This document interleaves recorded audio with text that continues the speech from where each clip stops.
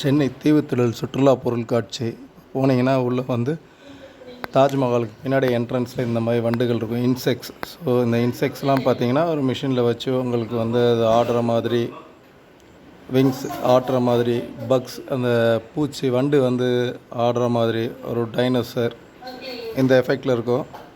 ஒன்றும் பெரிய லெவலில் எக்ஸ்பெக்ட் பண்ணிட்டு போனீங்கன்னா இருக்காது. நார்மல் சுற்றுலா பொருட்காட்சியோட இது வந்து அந்தளவுக்கு ஒன்றுமே இல்லை.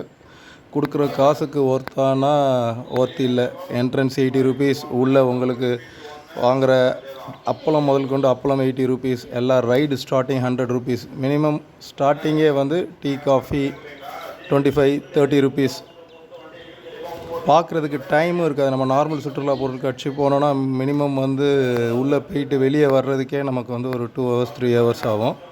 ஆனால் இது வந்து உங்களுக்கு 1 hour கூட, மேக்ஸிமம் 1 to 1.5 hour தான். நீங்கள் ரைடெலாம் போகணுன்னு நினச்சிங்கன்னா ஒரு ரைடு இண்டிவிஜுவலாக 100 ருபீஸ் 150 ருபீஸ் அப்படி தனித்தனியாக கொடுத்து போகிறதுக்கு வந்து நம்ம ஒரு விஜிபியோ எம்ஜிஎம்மோ நீங்கள்.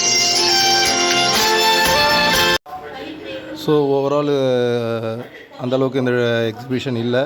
ஸோ இது அந்தளவுக்கு போகலைன்றதுனால தான் நினைக்கிறேன். ஸ்கூல் பசங்களுக்கு எல்லாருக்குமே பார்த்திங்கன்னா ஸ்டூடெண்ட்ஸ்க்கு ஃப்ரீ என்ட்ரின்னு சொல்லி டிக்கெட் கொடுத்து அது மூலம் வந்து ஃபேமிலிஸை உள்ளே கொண்டு வர்றதுக்கு இது பண்ணியிருக்காங்க.